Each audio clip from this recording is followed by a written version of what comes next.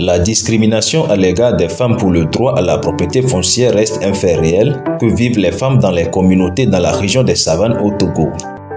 Cette discrimination est occasionnée par des règles coutumières et aussi par la méconnaissance des lois par les communautés.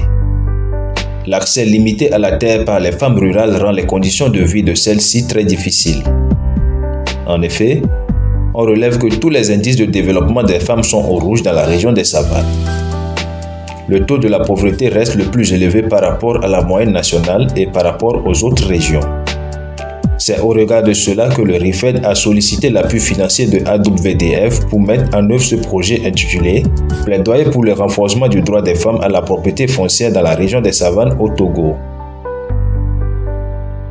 Ce projet, par un plaidoyer auprès des leaders communautaires et religieux, des tenants des us et coutumes, devait résoudre un problème de droit car selon le RIFED, le droit à la propriété est universel et valable pour tous. La terre est un bien inaliénable. Ce projet devait également résoudre un problème économique car il y a une forte corrélation entre droit d'accès des femmes à la terre et réduction de la pauvreté. Quand les femmes vont contrôler la terre, il y aura une augmentation de leurs revenus. Et donc, elles pourront aisément dépenser dans la nourriture, la santé, la scolarisation pour les enfants, d'où le bien-être des ménages. Nous avons eu à mener le projet plaidoyer pour le renforcement du droit des femmes à la propriété foncière depuis septembre 2021 et nous venons à la clôture de cet atelier aujourd'hui. Et comme activité sur le projet, nous avons eu à mettre en place des cadres permanents de dialogue et de concertation dans les 4 communes de la préfecture de Thône pour la gestion des conflits fonciers. Et nous avons eu également à élaborer des plaidoyers à l'endroit des autorités locales de la préfecture. Et pour terminer, nous avons eu à mener plusieurs sensibilisations dans les 18 cantons de la préfecture de Thône. Ces sensibilisations avaient pour objectif de vulgariser les textes et les lois qui sont disponibles pour que la population puisse savoir comment défendre leurs droits, surtout les femmes, quand il s'agit surtout du droit à la propriété foncière. Nous constatons que dans notre communauté, il y a beaucoup de terres, mais les femmes n'en ont pas accès. Et ce projet a mis l'accent sur l'accès des femmes à la propriété foncière. Et nous avons eu également à accompagner des femmes qui avaient des dossiers sur le conflit foncier à la justice pour qu'elles puissent trouver un dénouement favorable. Nous avons reçu 57 plaintes liées au conflit foncier et sur les 57 plaintes, nous avons pu résoudre 56, dont 12 avec PV de résolution. La suite, nous sommes en train de vouloir écrire un autre projet aux partenaires pour solliciter un financement. Mais avant ça, nous avons des cadres permanents de dialogue et de concertation et les parajuristes qui vont se charger de la pérennisation du projet dans leur canton afin de s'assurer que toutes les actions qui ont été menées au cours de ce projet serviront à faire évoluer le droit des femmes à la propriété. Merci à AWDF pour le financement et nous sollicitons également avec le nombre de réfugiés qui ne fait que s'accroître de jour en jour de continuer à nous octroyer des subventions pour qu'on puisse également étendre le projet à d'autres préfectures. Pour atteindre ces objectifs, le RIFED a impliqué plusieurs acteurs tels que des personnes ressources de la préfecture de Thône, notamment le préfet de Thône, les maires des 4 communes de Thône, le procureur de la République près du tribunal de Dapaon, les chefs cantons, le médiateur de la maison de justice de Dapaon, le notaire, les leaders religieux et les femmes leaders communautaires parajuristes. Je voudrais avant tout remercier la coordonnatrice et tous les acteurs du RIFED pour la conception de cet important projet de développement durable. Également remercier le partenaire financier qui a accompagné la mise en œuvre de cet important projet. Par rapport à la mise en œuvre, nous avons suivi avec grand intérêt toutes les réalisations, les acquis de ce projet. Et nous sommes très impressionnés et très satisfaits de tous ces acquis. Le problème du foncier est un problème réel dans notre région, surtout dans notre préfecture. Et vous le savez, la femme a des difficultés pour avoir accès à la terre, alors que les statistiques montrent qu'elles sont très nombreuses à être des agricultrices, à utiliser le capital terre pour l'amélioration de leurs conditions de vie. Donc il était très urgent que des mécanismes soient mis en place pour que la femme puisse avoir facilement accès à la terre.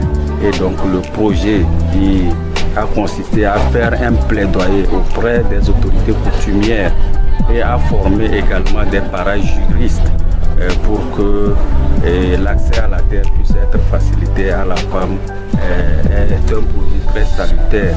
Et les autorités locales voudraient vraiment reconnaître la pertinence et surtout les acquis de cet important projet. Merci, une fois encore, merci aux bailleurs, aux partenaires financiers pour sa contribution et en même temps faire un plaidoyer pour que d'autres financements puissent être apportés à l'ONG afin que le projet soit implémenté dans d'autres communes de la région des Savanes et pourquoi pas dans toutes les communes du Togo, parce que le problème du foncier est un problème difficile, complexe, quand bien même l'État a pris des dispositions à partir du code foncier domanial et d'autres instruments juridiques pour que la femme puisse avoir facilement accès à la terre. Des défis restent à relever.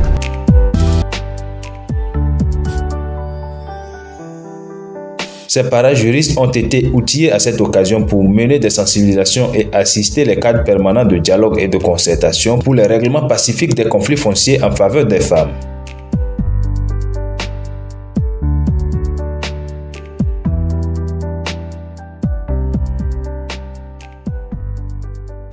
Après la formation depuis septembre 2021, à notre tour, nous avons eu à sensibiliser d'abord les sous-chefs, puisque le problème du foncier, il faut commencer par la base. Alors, tous les sous-chefs du canton de Touaga ont été sensibilisés. Les femmes étaient là, on a sensibilisé beaucoup de femmes qui sont capables maintenant, puisqu'elles savent leurs droits et leurs devoirs. Alors, voilà pourquoi les femmes viennent vers nous quand elles ont des problèmes, on essaie de les aider à résoudre leurs problèmes. Alors, on a fait beaucoup de choses en faveur des femmes. Et présentement, on aimerait que les bailleurs appuient pour que ce n'est pas tous les cantons qui sont sensibilisés, qui nous aident à élargir encore les sensibilisations. Nous sommes capables aujourd'hui maintenant à amener nos femmes, nos camarades femmes à comprendre que nous avons le droit aussi d'avoir le foncier, puisque en pays Moba, surtout dans la savane, c'est l'agriculture que nous menons. Alors si on n'a pas la terre, on ne peut pas exercer le travail. Donc merci au REFED qui a eu à nous sensibiliser à notre tour. Nous avons apporté beaucoup de choses à nos camarades femmes. Avant, les femmes n'avaient pas de terre pour cultiver, pour faire le maraîchage.